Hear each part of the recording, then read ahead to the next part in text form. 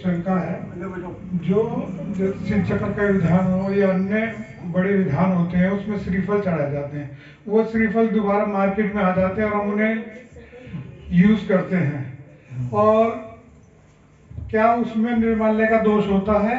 और यदि नहीं होता है महाराज श्री, तो क्या माली से श्रीफल लेके फिर पुनः वो काम करना उचित होगा? बहुत अच्छा आपने पूछा है, बैठ जाए।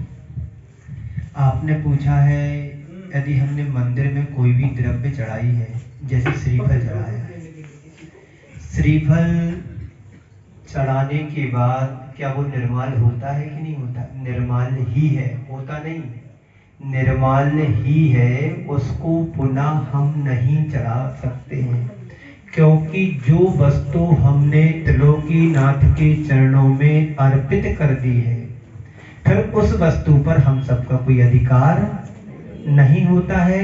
उसका अधिकार तो मालिक के ऊपर होता है और मालिक के ऊपर नहीं होता है।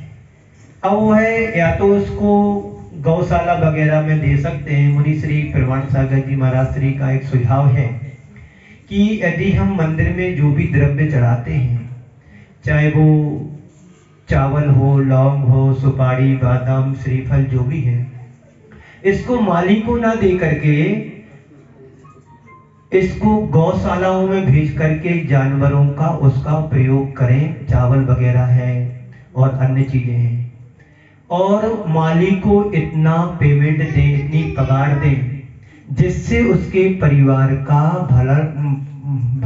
पालन पोषण हो सके, भरण पोषण हो सके। ये हमारी समाज की एक व्यवस्था है।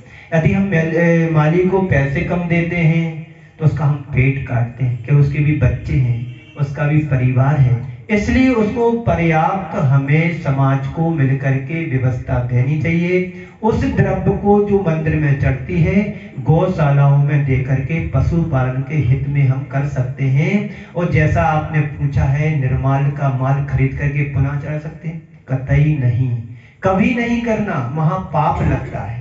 क्योंकि जो हमने वस्तु चढ़ा दी हमारे भोग्य की नहीं है, उपयोग की नहीं है, उसको हम भगवान के निर्माल की चीज क्यों चढ़ा? तो निर्माल का दोष लगेगा, इसलिए इससे हम सबको बचना चाहिए। अखिलेश कुमार जैन, सही दान कौन सा है? बहुत अच्छा आपने प्रश्न किया है। मैं हमसे पूछोगे या मेरे जैसे अन्य साधुओं से पूछोगे तो यही उत्तर मिलेगा, समय पर दिया गया सही दान माना जाता है। जिसकी जो जरूरत है, जो आवश्यकता, उसकी आपूर्ति कर देना ही सही दान है। यदि मैं आपसे कह दूं कि शास्त्र दान करना सही दान है, उसमें पैसे की बोली लगा करके दान करना सही दान है, या शांति धारा कर लेना, उसमें दान दे दिया वही दान है, तो फिर आप क्या करेंगे? उस दान को, शांति धारा को प्रधानता देंगे, बाकी को गौण कर देंगे। तो जहां जो जरूरत जिस समय है, उस समय पर दिया गया दान सच्चा दान, सही दान की श्रेणी में आता है, क्योंकि उस समय उस चीज की पूर्ति हो जाती है, उसको संतुष्टि मिल जाती है, जिससे उसका भला होता है। हमारे शास्त्रों में एक सूत्र आता है, सूत्र जी में, अनुग्रहार्थम सोस्याति सर्गो दानम, सौ और पर के उपकार के लिए दिया गया दान ही सही दान माना जाता है। और जिस समय जो जरूरत जिसकी उसको उस समय दे दिया, वही सच्चा दान है। ऐसा हम सबको ध्यान रखना चाहिए। ओम शांति। नमस्ते महाराज जी, शिवानी। अच्छा महाराज जी, भगवान ने कभी भी जाति का नाम नहीं लिया। आजकल हम लोग देख रहे हैं कि जात के नाम पे इंसान भेदभाव करने लग गया है। तो ये जाति शब्द आया कहाँ से? जबकि हमारा जैन जो है वो धर्म की बात करता है। धर्म अगर प्रायोरिटी है तो ये जाति धर्म, जब कोई इंसान अगर अपने धर्म को का अनुसरण करने की बात करता है तो उसकी जात क्यों देखी जाती है? ओम शांति। नहीं होती है, धर्म होता है। जो व्यक्ति जिस धर्म को फॉलो करता है, जैसे हम जैन हैं, जैन जाति नहीं है, जैन धर्म को मानने वाला अनुयायी जैन धर्म का जैनी कहलाता है। ये जैन जाति हम लोगों ने बना दिया है। इस तरह का भेदभाव करेंगे तो बेमनस्ता फैलेगी, अजारकता फैलेगी और आपस में मन मुटाव होगा। जाति नहीं है, जातिवाद से बचना चाहिए।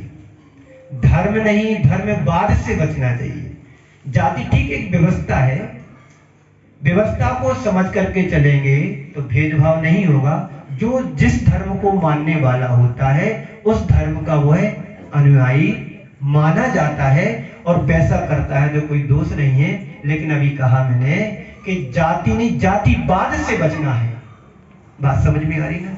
यदि जातिवाद से बचेंगे तो कहीं कोई दिक्कत होने वाली नहीं है। सब समान है, सबकी आत्मा एक सी है। एक वर्ण व्यवस्था है, समाज की व्यवस्था है। कोई मुस्लिम है, मुस्लिम धर्म है, जाति नहीं है। उस धर्म को मानने वाला व्यक्ति ही उस जाति का पालन करने वाला है। पर जातिवाद में नहीं फंसना, धर्म में अपने जीवन को धर्म से जोड़ना चाहिए। ऐसा हमें सोच समझ करके चलना है। जैनेन्द्र कुमार जैन, लखनऊ। जैनेन्द्र कुमार जैन, लखनऊ। महाराज श्री, मेरी ये शंका है कि हम सर्विस करते हैं और सर्विस में एक होती है वेतन पाते हैं, जो हमको चेक द्वारा या बैंक द्वारा मिलता है। और दूसरा कुछ ऊपर की आमदनी जिसे बोलते हैं लोग, वो आ जाती है और उसे किसी परिस्थितियों में उनको ग्रहण करना पड़ता है। लेना चाहिए कि नहीं लेना चाहिए? बैठ जाइए, भाव समझ गया हम तुम्हारा। लेना पड़ता है, तो क्या वो पैसा जो है पाप का आश्रम है? बैठिएगा। इसका पहले हम आपको एक उदाहरण देते हैं। एक भोपाल मध्य प्रदेश की बहुत पुरानी बात है। ये बार बार मुनि से प्रमाण सागर जी ने सुनाया करते हैं। एक कोई सर्विसमैन व्यक्ति था। सर्विसमैन व्यक्ति का जैसा आपने प्रश्न किया, उसने रिश्वत ना लेने का नियम ले लिया कि मैं रिश्वत नहीं लूंगा। परिवार था, उस जमाने में, उस समय में थोड़े से पैसे में गुजारा चल जाता था। पर रिश्वत तो सभी संस्थाओं में, सभी कंपनियों में चलती ही है। कुछ काम कराना है, फाइल के लिए थोड़ा वजन रख दीजिएगा तो काम जल्दी हो जाता है। तो उन्होंने नियम लिया कि महाराज श्री, मैं रिश्वत नहीं लूंगा, आपके चरणों में सौगंध लेता हूं। महाराज श्री ने कहा, तुम जिस डिपार्टमेंट के हो वहां तुम्हारा काम चल जाएगा? बोले चलेगा नहीं, पर उन्हें एक सुविधा शुल्क की मैंने व्यवस्था बना ली। रिश्वत नहीं लूंगा, सुविधा शुल्क ले लूंगा। बात समझ में आ रही है? तो सुविधा शुल्क क्या हुई? कोई जबरदस्ती में मांगूंगा नहीं, यदि कोई दे जाएगा तो मना नहीं करो। अब आपने पूछा पाप लगेगा कि पुण्य? देखो, अदत्ता दानम स्तेयम। हमें यदि 4 रोटी की भूख है तो 6 खाओगे तो क्या होगा? अजीर्ण होगा, अपच होगा। आपको गवर्नमेंट आपके हिसाब से आपको वेतन दे रही है, बराबर? और आप उनसे अतिरिक्त यहाँ वहां से लेंगे तो आपको दोषी तो कहलाएंगे। फिर आप कहेंगे कम पैसे में हमारा परिवार नहीं चल रहा है। तो आप दूसरा साइड बिजनेस कर सकते हैं, जिसके माध्यम से अपने परिवार का पालन पोषण कर सकते हैं। यदि आप अनीति अत्याचार से लेंगे तो दोष के भागी तो कहलाएंगे। इससे हमें बचना चाहिए, दोष तो लगेगा। ओम शांति। नमस्ते गुरुदेव। प्रणय जैन, महमूदाबाद। गुरुदेव, हम गृहस्थ प्राणी हैं, वैभव और वैराग्य के बीच में हम लोग कैसे सामंजस्य बैठाएं? बहुत सुंदर प्रश्न किया है। हम गृहस्थ लोग हैं तो वैभव जो मिला है उसकी भी वैराग्य का कंप्रोमाइज, सामंजस्य कैसे करें? बात तो सच है, हम गृहस्थ लोग हैं, धर्म भी चाहते हैं और साथ में वैराग्य भी चाहते हैं। देखिएगा, वैराग्य हमारे पुरुषार्थ से प्राप्त होता है।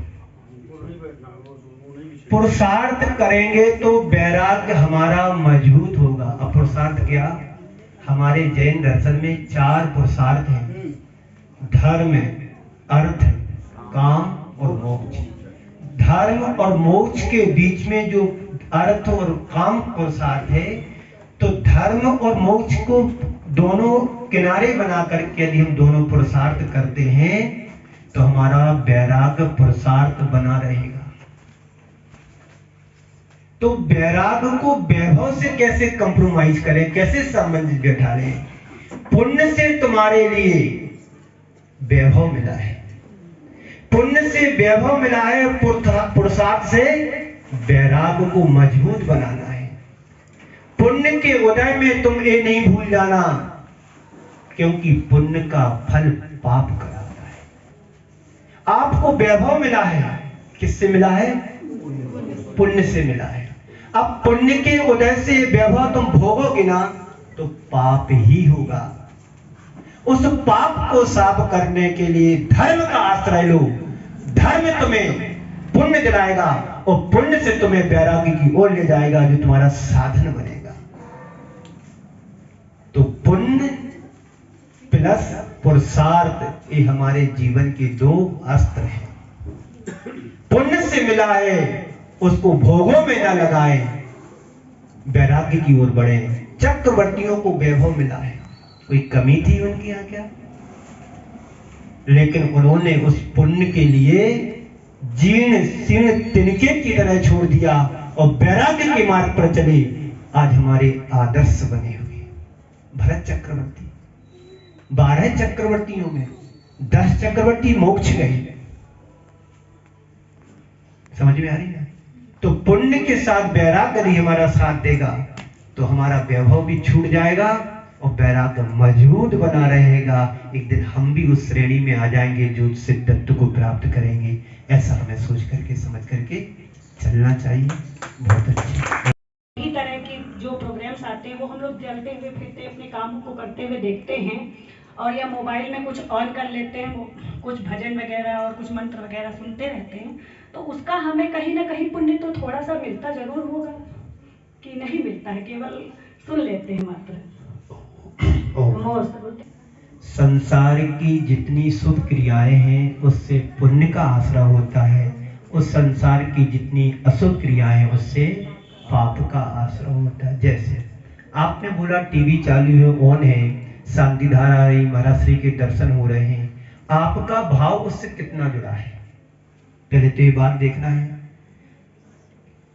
भाव यदि आपका देखने का जुड़ा है, सुनने का जुड़ा है, तो आपको पुण्य मिलेगा। अब घर के कार्य भी कर रहे हैं, टीवी चालू है तो चालू है, तो उसको आपको क्या पुण्य मिलेगा? मेरी समझ में कोई पुण्य नहीं मिलेगा, क्या हमारा उपयोग ही नहीं उस तरफ। उपयोग यदि मेरा होता तो आप चलते फिरते कार्य वो देखते नहीं, एकाग्रचित होकर के टीवी के सामने देखते शांति धारा को, अभिषेक को, पूजन पाठ को, गुरु के दर्शन करते, तब पुण्य की प्राप्ति होती है। हमारा उपयोग, इंटेंशन क्या है बताइए? सुनाई दे रहा है लेकिन उपयोग तो तुम्हारा झाड़ू लगाने में है। उपयोग झाड़ू लगाने में तो झाड़ू ऐसी लगा कर चींटी ना मरे तो वहां पुण्य का जरूर बंद हो सकता है। अब तुम झाड़ू भी लगा रहे, कान दूसरी तरफ लगे हैं, तो दोनों भी नहीं सक रहे हैं। हो सकता है चींटी मर जाए, मकड़ी का जाल टूट जाए, वो भी सही नहीं हो रहा काम, और इधर वचन भी सही नहीं सुन पा रहे हैं। क्या बोला क्या नहीं बोला क्या पता। अभी मैं आपसे यहाँ बता रहा हूं और आपका उपयोग यहाँ नहीं होगा, और बाहर कोई आपसे प्रश्न का उत्तर पूछे, आपको कुछ भी नहीं पता है। तो ऐसा नहीं, एक समय में एक बार में एक ही उपयोग काम करता है। जिस समय व्यक्ति सुनता उस समय लिखता नहीं है, जिस समय लिख रहा होता उस समय सुनाई नहीं देता है। बात समझ में आ रही ना? जिस समय हम देखते हैं उस समय लिखते नहीं है, और जिस समय लिखते हैं उस समय देखते नहीं है। तो एक बार में एक ही उपयोग होता है, ये हमें ध्यान रखना है। ये ठीक है, गलत जगह ना जा करके, गलत चीज ना सुन करके वातावरण शुद्ध बना रहता है, इस बात का तो पुण्य एक अंश में लगना चाहिए, पर जो 100% पुण्य होता है वो उतना नहीं होगा, ऐसा समझ। ओम शांति। अरे सागर महाराज जी की जय। महाराज जी, अच्छे और सच्चे मित्र की पहचान बताइए। बहुत सुंदर। अच्छे और सच्चे मित्र कौन से हैं? बात तो सच है, मित्र वही अच्छा होता है जो तुम्हारा सच्चा हो। लेकिन एक बात मैं तुम्हारे प्रश्न का उत्तर देता हूं, जो तुम्हारे सुख दुख में साथ देता हो वही तुम्हारा अच्छा और सच्चा मित्र है। अवसर पर कई सच्चा मित्र हमारी समझ से ऐसा समझना चाहिए।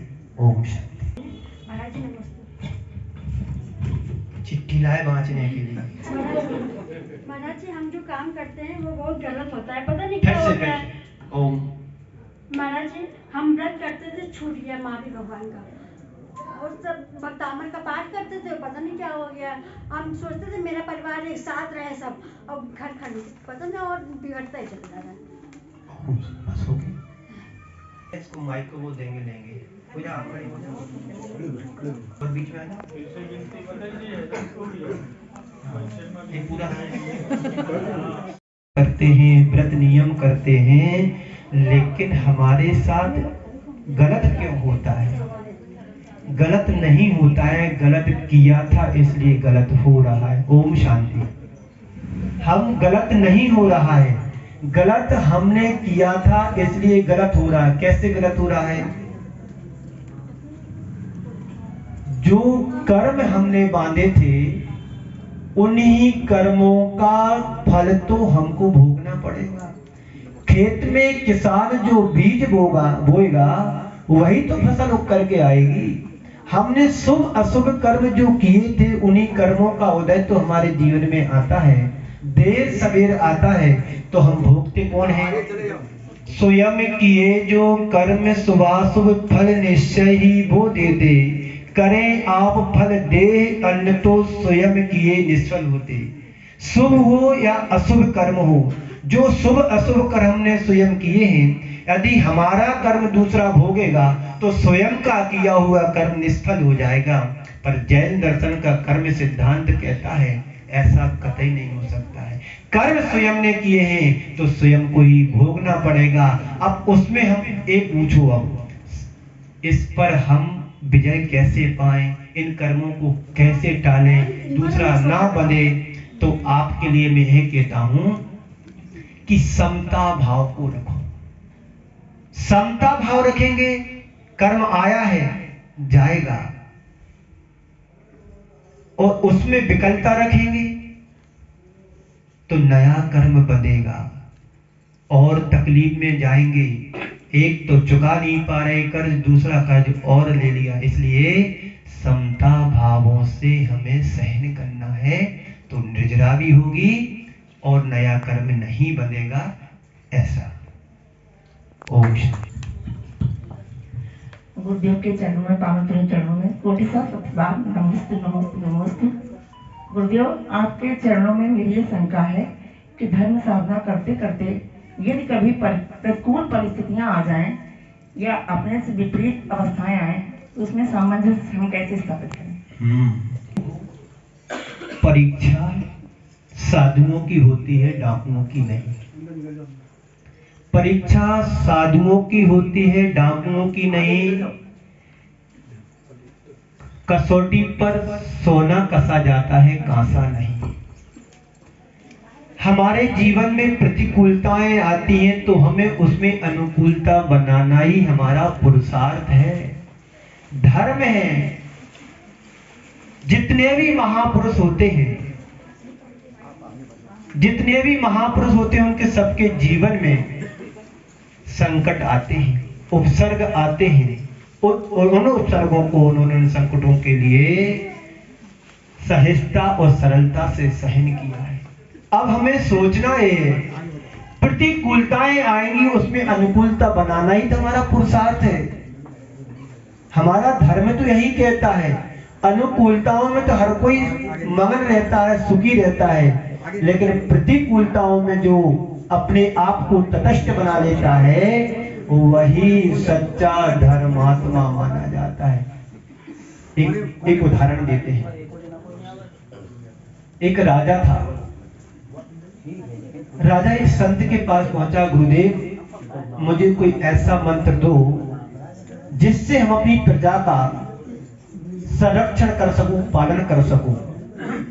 संत ने कहा कि एक मेरे गुरु ने एक मंत्र मेरे लिए दिया था, वो मंत्र मेरे जीवन में तो काम नहीं आया, लेकिन आप ले जाओ, जब भी तुम्हारे जीवन में विषम से विषम संकट आएगा, प्रतिकूलताएं आएंगी, उसको उसी समय प्रयोग करना तो तुम्हारा संकट टल जाएगा। कर्म चक्र बदला और उसके जीवन में विसंगतें प्रतिकूलता आई और अपने राज्य से निष्कासित होना पड़ा, राज्य से भागना पड़ा। दूसरे राज्य वाले ने आकर के आक्रमण कर दिया। अब वो जंगल की ओर भागा, उसके पास एक घोड़ा था, घोड़े पर सवार होकर के जंगल की ओर भागा और भागता भागता गया और ऐसी जगह पहुंचा जहां से कहीं दूसरा रास्ता जाने का नहीं था। उसने आजू बाजू देखा, उसको एक गुफा दिखाई देती है, गुफा में जाकर के देखता कोई नहीं है, वो जाकर के छिप जाता है। पीछे से सैनिक लोग पीछा कर रहे थे। धीरे धीरे उसका पुण्योदय में आया, घोड़ों की टॉपों की आवाज जो आ रही थी धीरे धीरे शांत हो गई।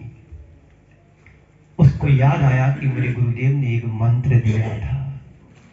उसने पर्ची निकाली, ताबीज निकाली, उसमें से पर्ची निकली, उसमें लिखा था यह भी बीत जाएगा, यह भी बीत जाएगा।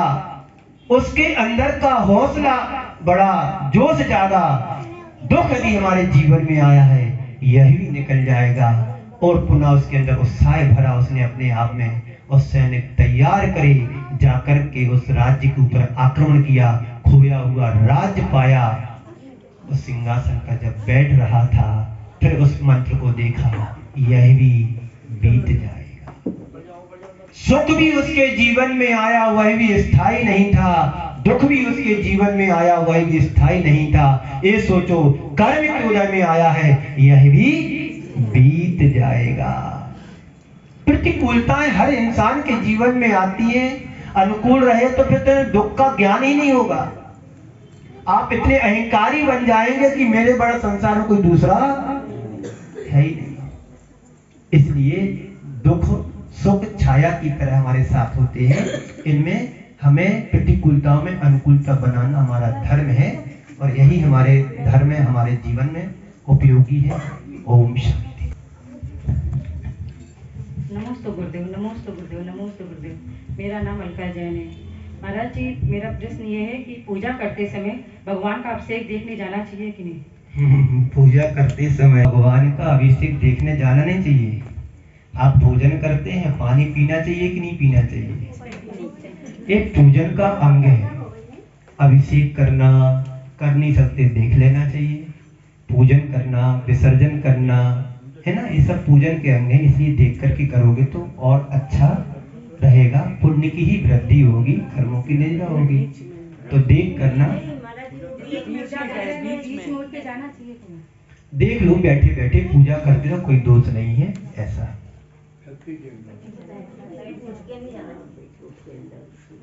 चलिए अगला।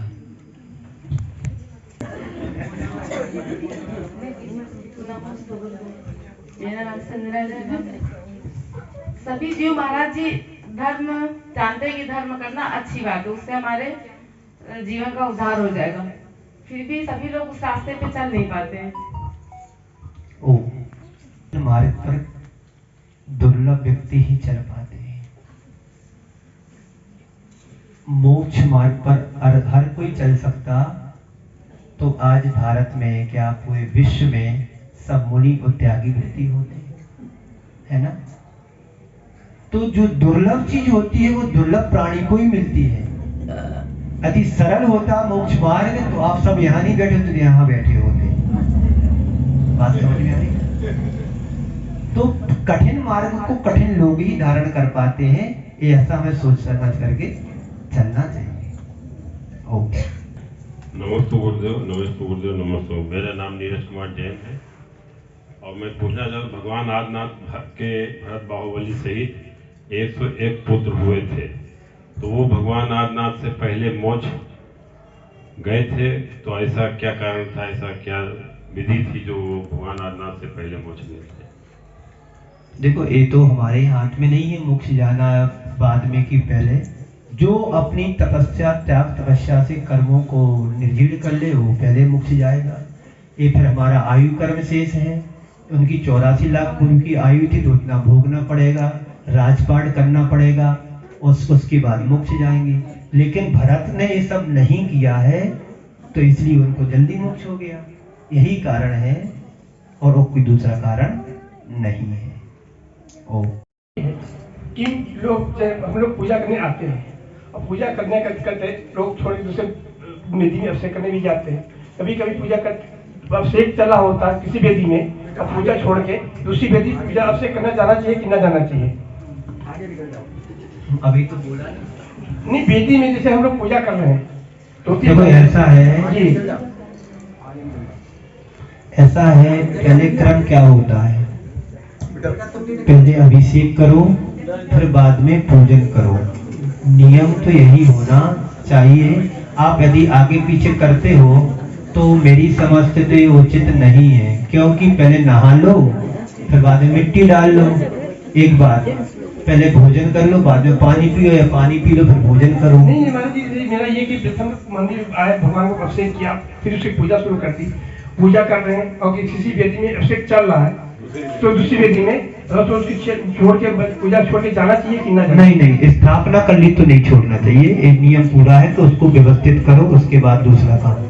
अच्छा ये कि पूजा कर रहे हैं और पूजा लोग हम लोग करते हैं, कभी कभी मन भटक जाता है किसी इंसान का, नहीं मन लगता है, पूजा करना चाहिए कि ना करना चाहिए? पूजा करो, पूजा ऐसी करो कि तुम्हारा मन भटके ना, पूजा में लगे। करत करत अभ्यास के जड़मती हो सुजान, और रस्सी आवत जाते है सिर पर होत निशान। यदि आज तुम्हारा मन भटक रहा है, भटकने दो, शरीर तो नहीं भटक रहा है। धीरे धीरे अभ्यास करेंगे, मन स्थिर हो जाएगा, रम जाएगा, फिर तुम्हारा कोई दिक्कत नहीं होगी। रमाओ मन के लिए, पूजा देख करके करो। जन्म जन्मांतरों से रटी हुई पूजाएं उनको मत करो, रटने के बाद भी देख करके करोगे तो मन कभी नहीं भटकेगा। ये सिद्धांत है, इसलिए देख करके पूजा करना चाहिए। और बता मेरा नाम मेरे मन में आज शांति धारा हो रही थी, उस समय बस एक बार आ रहा था मन में, जैसे हम लोग शांति धारा सुनते हैं या जो लोग भी करते हैं कि सब शांति कुरु कुरु, या सब लोग नाचना छिन छिन मन में, तो क्या वास्तव में सब कुछ मिल जाता है?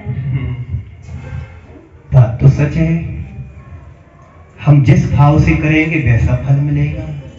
बनाई इसलिए गया है सर्वरोगम छिंदी छिंदी भिंदी, यानी प्राणी जगत में जितने भी जीव हैं सबके रोगों का रोग नष्ट हो, छिंद हो भिंदो, यानी इनके रोग नष्ट हो जाए। ये तो प्राणी जगत के कल्याण के लिए कहा गया है।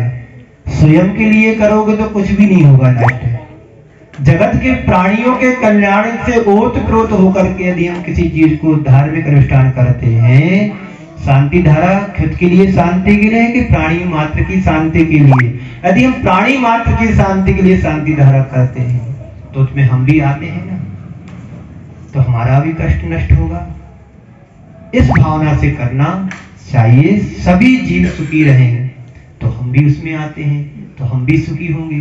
जब शुभ क्रिया शुभ स्वयं करेंगे तो संसार के प्राणियों के हित के लिए करना चाहिए।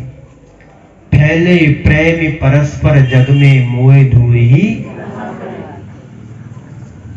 प्रेम करो, मोह से रहित करो, भक्ति करो, राग पूर्वक करो, अनुराग पूर्वक करो, मोह के साथ मत करो। वो तो राग प्रशस्त राग है, वो राग हमारे कल्याण में कारण बनने वाला है। समझ रहे हैं? तो इसलिए हम अपना कल्याण ही ना करें, जगत के सभी जीवों का कल्याण हो, इस भावना से कोई भक्ति करते हैं तो सो हित परिलक्ष्य, सौ और पर के हित के साथ हम करते हैं तो दोनों का भला होता है, कल्याण होता है। ओम शांति। लखनऊ से